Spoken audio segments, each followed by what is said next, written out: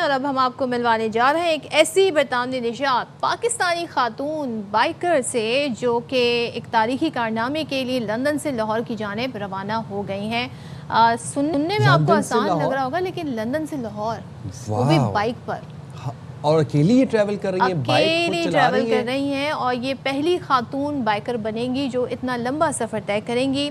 और सरगोदा की रिहायशी हैं, सॉफ्टवेयर इंजीनियर हैं, गुलफिशा इनका नाम है और पाकिस्तान की कहते हैं ना मजबूत ख़वातीन, ख़ासतौर पर दही इलाकों की ख़वातीन के नाम इनका ये एक जर्नी है पूरा जिसको ये डेडिकेट भी करना और ये लंदन की बाइकर्स कम्युनिटी ने उन्हें शाबाश भी दी है और सफ़र के लिए मुफीद मशवरे भी दे दिए हैं उनको। तो बात कर लेते हैं, हमारे साथ मौजूद है international biker girl Gulfisha Tariq साहिबा। बहुत शुक्रिया गुलफिशा, आपने हमारे प्रोग्राम के लिए वक्त निकाला। लंदन से लाहौर तक का ये तवील सफ़र करने का ख्याल कैसे आपके जहन में आया, और जब ये ख्याल आपके जहन में आया तो पहले क्या आपके दिमाग में रिजर्वेशंस क्या आई, क्या कंसर्न्स थे आपके दिमाग में? ख्याल तो खैर बचपन से ही था कि मैंने वर्क करना है और सोचती थी कि जाऊंगी कभी, लेकिन कभी मौका नहीं मिला। फिर जब प्लान स्टार्ट किया तो सबसे बड़ा जो हर्डल था वो मेरी बेटी है जो 3.5 साल की है। उसको अकेले छोड़ना इतने टाइम के लिए और अकेले सफ़र पर निकलना बहुत मुश्किल था। बाकी मोटर बाइक की तैयारी करना, चीज़ें रखना अपने साथ, और इतना लंबा सफ़र मैंने पहले कभी नहीं किया। पाकिस्तान में भी बहुत ट्रैवल किया है, मिडल ईस्ट पे भी किया है, लेकिन कॉन्टीन्यूसली कंट्रीज़ को मैंने कभी इस तरह से सफ़र नहीं किया था। तो काफ़ी तैयारी लगी मुझे, काफ़ी महीने लगे। फिर उसके अलावा एक और मसला था कि आपको वीज़ाज लेने हैं, आपको मोटर बाइक के पेपर्स होते हैं, कार्डनेट एक डॉक्यूमेंट होता है जो आपको बनवाना होता है, जो बीइंग अ पाकिस्तानी आपके लिए बहुत मुश्किल होता है उसको लेना। तभी हम पाकिस्तान में रहते हुए इतने ममालिक में सफ़र नहीं कर सकते।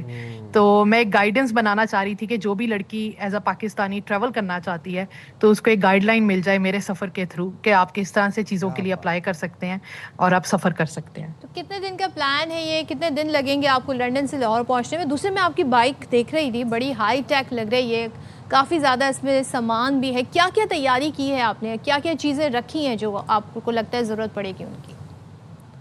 मेरा ओरिजिनल प्लान तकरीबन 2 मंथ्स का है, लेकिन अगर ईरान की जंग चलती रही तो मुझे शायद टर्की के बाद जॉर्जिया में पार्क करके या मिडिल ईस्ट जाना पड़ेगा या फिर जॉर्जिया से बाय एयर कराची आना होगा ईरान को स्किप करके। लेकिन अगर वो सिनेरियो होता है तो मेरा ये कुछ दिन कम हो जाएंगे और वो दिन मेरे फिर पाकिस्तान में ट्रैवलिंग होगी।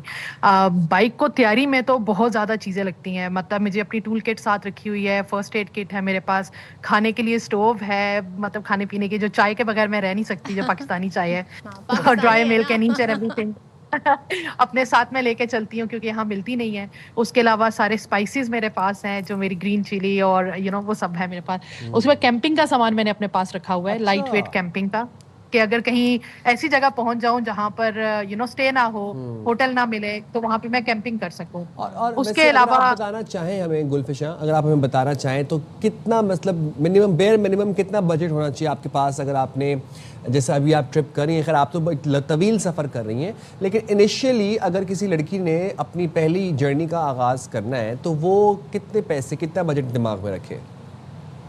देखिए, इंटरनेशनल ट्रैवलिंग में तो बजट आपका ज़्यादा लगता है क्योंकि आप पाकिस्तानी रुपीस में नहीं ट्रैवल कर रहे होते, आपको यूरोस चाहिए, आपको पाउंड चाहिए, तो करेंसी चेंज होगी। वो बजट तो पर डे का हमारा होता है, हम 80 to 90 पाउंड मिनिमम रखते हैं कि क्योंकि अभी पेट्रोल भी एक्सपेंसिव हो गया है।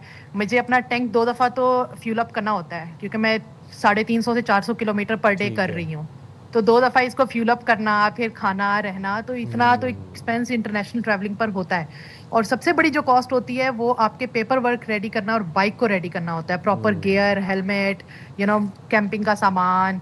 और बाइक के ऊपर मैंने हीटेड ग्रिप्स लगवाई हैं अपने लिए, ताकि अगर ठंड हो, बारिश हो तो हाथों में हीटेड ग्रिप्स हो। तो काफ़ी सारी चीज़ें होती हैं जो आपको देखनी पड़ती हैं। मेन एक्सपेंस आपका प्री प्लानिंग में ही निकल जाता है। अच्छा, तो अभी इस वक्त आप कहाँ हैं right now as we speak? इस वक्त मैं फ्रांस के अंदर हूँ, डीजॉन की तरफ जा रही हूँ, और डीजॉन से आगे ही आज मेरा स्टे है क्योंकि कल फिर सुबह इंशाल्लाह मैं स्विट्जरलैंड के एल्प्स क्रॉस करूंगी। Very nice. और वहाँ पे कोई एवलांची भी आया, आप बता रही थी, हम खबरें भी देख रहे थे इस हवाले से, तो अगर वो ऐसी कोई सिचुएशन हुई तो फिर how do you cope up with that? Avalanche आया था कुछ दिन पहले ही, क्योंकि जो एल्प्स हैं स्विट्जरलैंड के और इटली के भी वो सेम ही रेंज है जिस तरह हमारे पाकिस्तान में हिमालयाज है।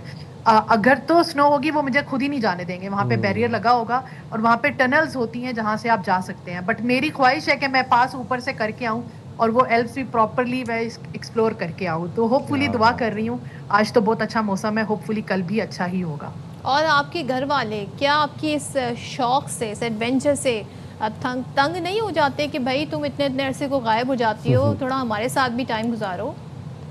नहीं, तंग तो नहीं होते, बस सपोर्ट करते हैं। और ये है कि डरे हुए हैं, क्योंकि काफ़ी लंबा सफ़र है और फिर मेरी बेटी भी पाकिस्तान में है, मेरे हस्बैंड भी हैं, उसके लिए भी ये फर्स्ट टाइम है इतना लंबा सफ़र, अकेला, इतना टाइम अकेला मेरे बगैर रहना। तो बस दुआ कर रहे हैं कि मैं खैरो खैरियत से पहुंच जाऊं। और फिर जंगी हालात की वजह से कुछ ज़्यादा ही वो एक सिचुएशन में स्ट्रेस ज़्यादा आ गया है कि अब क्या होगा, कैसे होगा एंड ऑल दैट। तो वैसे आप कब तक पहुंच जाएंगी, अब आप ये बताएं, अपनी मंजिल मकसूद तक? मेरा जो प्लान है वो यही है कि मैं अप्रैल के एंड में या मई के बिगनिंग में इंशाल्लाह कराची में होंगी। तो अच्छा। बाकी जिस तरह चलेगा, तो मेरी डेज उस तरह से मैंने डिवाइड किए हुए हैं। फेरी मैंने लेनी है इटली से ग्रीस की, वो भी बुक है। तो इस तरह से चीज़ें हैं जो टाइमिंग जो मेरा स्केड्यूल। तो वैसे फिर आपकी ईद तो फिर रास्तों में ही गुजरेगी, हम यही देख रहे हैं। दूसरा हमें बता दें कि भाई आप क्या मैसेज देना चाहती हैं, इस तरह और लड़कियां भी आना चाहें, अगर उनको लगता है जी हम इतना ट्रैवल नहीं कर सकते, आप थोड़ा उन्हें कोई टिप दें, कुछ गाइड करना चाहें अगर? बिल्कुल। ईद तो मेरे खैर रास्ते में ही गुजरेगी क्योंकि रमज़ान भी चल रहा है। और ये है कि अगर आप मोटर बाइक पे सफ़र करना चाहते हैं तो ये सारा पैशन का होता है और आपका माइंड सेट का होता है। फिजिकली तो मैंने थोड़ी सी वेट ट्रेनिंग की है, ज़्यादा ट्रेनिंग नहीं की मैंने। लेकिन ये है कि आपको थोड़ी थोड़ी राइड्स करके डिफरेंट वेदर के अंदर आपको राइड करने का एक्सपीरियंस आना चाहिए। और लड़कियों के लिए यही है, मेरा जो स्लोगन भी है इस राइड का वो यही है, व्हील्स फॉर फ्रीडम। मेरा जो मोटर वाह। बाइक है वो फ्रीडम के लिए है, खवातीन के लिए है, कि खवातीन को अपने हकूक का पता चले, अवेयरनेस आए और वो ट्रैवल करें, दुनिया घूमे। ये भी एक स्पोर्ट है जो कि काफी निगलेक्टेड है। हमारे मुल्क से खवातीन इस तरह सफर नहीं करती जो कि होना चाहिए। जब मैं सफर करती हूँ मुझे इतनी लड़कियां यहाँ मिलती हैं, और मतलब 50-70 तक एज की यहाँ पे औरतें मोटर बाइक चलाती हैं और नॉर्मली चलाती हैं। तो मुझे होता है यार हमारे पाकिस्तान में भी होना चाहिए, और सबसे ज्यादा चीपेस्ट वे है ये कम्यूट करने का पाकिस्तान के अंदर। तो क्यों नहीं इसको इतना प्रमोट करना चाहिए हमें पाकिस्तान। बिल्कुल, और बहुत कुछ सीखते हैं आप ट्रैवलिंग से भी। थैंक यू गुलफिशा, बहुत शुक्रिया, बहुत अच्छा लगा आपसे बात करके। और अब हम आपके वो हैं, हैव सेफ जर्नी। और